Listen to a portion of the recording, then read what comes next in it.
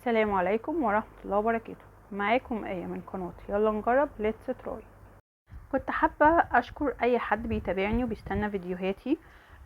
بجد أي لايك أو تعليق طبعا بيبسطني وبيرفع من روحي المعنوية وبيشجعني إن أنا أعمل فيديوهات تانية. كنت بطلب للي بيتفرج عليا لأول مرة لو الفيديو عجبكم ياريت يعني تشجعوني، ولو ما عجبكوش قولولي ايه اللي مش عجبكم في الفيديو بالظبط عشان ما كرروش تاني في الفيديوهات التانية. بجد الكلمة الحلوة منكم والبرضو النصيحة هتفيدني كتير. النهاردة هعمل معاكم كيكة جميلة جدا، كيكة نايتي جاتو يعني تسموها زي ما تسموها، ومن مكونات ومقادير بسيطة جدا. عارفين الكيكة اللي انتوا بتعملوها اللي هي الكيكة اليومية البسيطة، هنعملها بنفس الطريقة بس هنجدد فيها وتبقى نايتي وتبقى لذيذة جدا. يبقى منها جددتي وغيرتي والاطفال هيحبوها جدا وانتي نفسك هتحبيها. يلا بينا نبتدي، توكلنا على الله.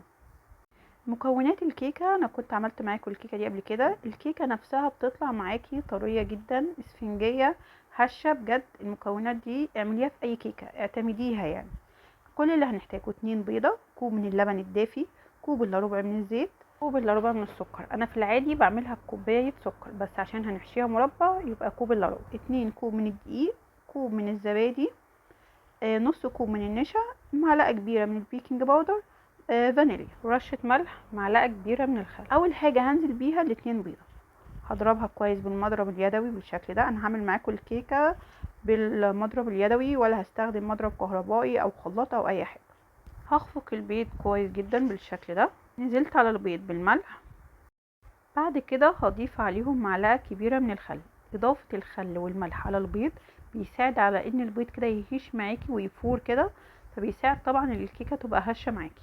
نزلت بكوب الا ربع من السكر، هنخفقهم كويس جدا بالشكل ده لحد ما تتاكدي ان السكر بدأ يدوب معاكي. بعد كده هنزل بكوب من اللبن الدافي. لما يبقى اللبن دافي معاكي هيساعد كده ان السكر يبقى داب خالص مع بقية المكونات، وبيساعد ان الكيكة تبقى طرية كمان معاكي. اضافة كوب من الزبادي. عايزه اقولك انت ممكن تكتفي باللبن بس ما تضيفيش الزبادي، بس الزبادي هيزود القيمة الغذائية للكيكة. تخيلي كده الكيكة كده يبقى فيها لبن وزبادي، وكمان بيساعد على ان الكيكة تبقى طرية كمان معاكي اكتر. بجد جربوا الكيكة بنفس المكونات دي هيطلع معاكي كيكة خطيرة بجد. يعني انتي اصلا من غير ما تعملي لها اي حاجة هتحسيها طرية، هتحسيها نايتي كده في نفسها. نبتدي ننزل بكوبايتين من الدقيق بس مش هننزل بيهم مره واحده. عايزه اقولك انا نخلاهم مره قبل كده وبنخلهم تاني مره اهو. زياده نخل الدقيق طبعا بيساعد ان الكيكه تطلع ناجحه معاكي. انا ضفت نص كوب من النشا على الدقيق ونخلتهم بالشكل ده.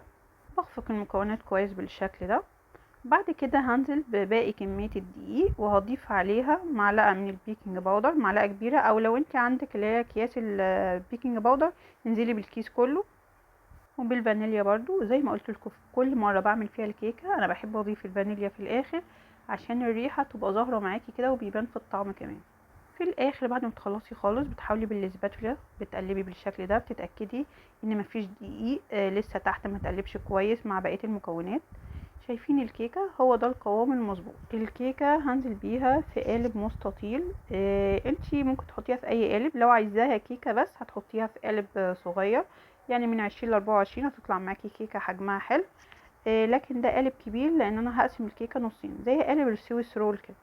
فرشت ورق زبده في الصينيه ومسحتها كده بزيت او بزبده المتاح عندك بحيث ان يبقى من السهل تخرجي الورقه من الكيكه. بعد كده هنزل بخليط الكيكه اللي معايا. بتساوي الكيكه بقى في الصينيه بالشكل ده بحيث ان الكيكه تبقى معاكي كلها سوا واحد، مش بعد ما تخرجيها تلاقي حته اعلى من حته. هي الكيكه كده ما بتبقاش بايظه بس بتبقى يعني كميه الخليط الكيك في ناحيه اكتر من ناحيه. بعد كده اخبطيها خبطتين بالشكل ده هتساعد ان الكيكه تبقى متساويه معاكي واي هوا زياده يخرج من الكيك. بالنسبه للتسويه في فرن ساخن مسبقا على درجه حراره 160 170 في الرف الاوسط فرن فقط. بعد ما خلصتيها وتحسي ان هي لسه محمرتش من فوق ممكن تفتحي عليها الشوايه. بعد نص ساعه كده بتختبريها باي ستيك عندك رفيعه هتلاقيها تمام استوت. هي مش هتاخد معاكي اكتر من نص ساعه لان هي طبقه رقيقه يعني مش سميكه. قبل ما نقلبها كده تاكدي ان الجوانب مش لازقه. بعد ما تقلبيها اخبطي كده خبطتين كده من الصينيه من فوق عشان تتقلب معاكي بسهوله. بعد كده هنشيل ورقه الزبده ونسيبها لحد ما تبرد تمام. ده شكل الكيك بعد ما برد. هحاول بقى دلوقتي اقسمها نصين بالتساوي بحيث ان هما يبقوا سوا بعض. بعد ما قسمتها حسيت ان انا عايزه يعني ارقق الكيكه، تبقى طبقه ارق من كده شويه. فجبت منشار الكيك كده، وبتحددي المستوى اللي انت عايزاه وبتمشي بقى على الكيكه بالشكل ده عشان بتشيلي الطبقه اللي فوق. والطبقه اللي فوق دي على فكره احنا مش هنهدرها خالص، بالعكس هنستخدمها وهنعمل منها حاجات تانية جميله. الخطوه دي اختياري، لكن لو انت حسيتي ان الكيكه معاكي الطبقه كويسه مش عايزه يعني تشيلي جزء منها، كملي بقى، مش لازم الخطوه دي. انا هحشيها مربى فراولة. طبعا الحشوة دي اختياري، ممكن تبقى حشوة كريمة، شوكولاتة، اي نوع تاني من المربى، ممكن تبقى مربى وكريمة، يعني زي ما انتي حابة. بتحشي نص واحد بس كفاية، وبعد كده بننزل عليها بالنص التاني.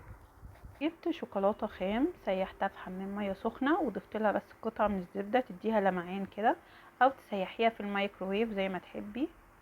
طبعا الخطوة دي اختيارية، ممكن يعني ما تحتاجيش الشوكولاتة، بس هتديكي كده اكتر ايحاء ان انتي بتاكلي فعلا نايتي. ممكن تكتفي بالكيكة كده، هتبقى خفيفة وطعمها لذيذ.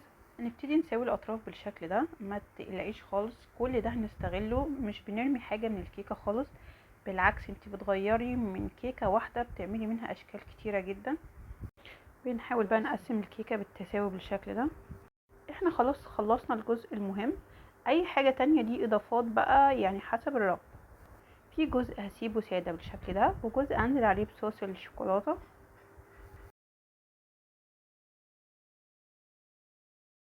دلوقتي بقى هنستفاد ببواقي الكيك اللي معانا كلها في بولة. نزلت بالكيكة اللي معايا كلها، هتنزلي عليهم بمعلقتين ل3 معالق كبار من اللبن، وهتبتدي تعجنيهم بالشكل ده لحد ما تحسي ان الكيكة كده بقت طرية معاكي، وفي نفس الوقت متماسكة تعرفي تشكليها براحتك. جبت عندي اللي هي المعلقة اللي بالشكل ده، وحطيت فيها جزء من الكيك، وبقى معايا كيكه كده شكلها جميل، نص كوره كده، بقت بجد لذيذه قوي. عايزه اقولك ممكن تعملي افكار تانية كتير ببواقي الكيكه دي، انا كنت عملت معاكم كذا مره بافكار ببواقي الكيك. سيب لكم اللينك في صندوق الوصف. هنزل عليهم بقى بصوص من الشوكليت كده، ممكن تنزلي عليهم باي نوع من المكسرات. انا نزلت عليهم بعين جمل، ممكن سوداني، اي نوع من المكسرات عندك، ممكن جوز هند بتبقى حلوه قوي برضو بجوز الهند. من 2 بيضة وكوبايتين دقيق عملنا أصناف مختلفة من الكيكة، نوعنا وغيرنا من الكيكة العادية اللي انتي بتعمليها. الكيكة اليومية هتعملي أصناف مختلفة، هتحسي بتغيير، والطعم بجد خطير فعلا. تحسي ان انتي بتاكلي حاجة خفيفة كده، كيكة لذيذة يعني، هتحبيها جدا. لو عجبكم الفيديو ياريت تشتركوا في القناة لو لسه ما اشتركتوش، وفعلوا زر الجرس عشان يوصلكوا اشعار بكل جديد. ولو في اي استفسار ياريت تكتبولي في التعليقات وانا هرد عليكم، وما تنسونيش بلايك حلوة كده. والى لقاء اخر ان شاء الله بوصفة جديدة.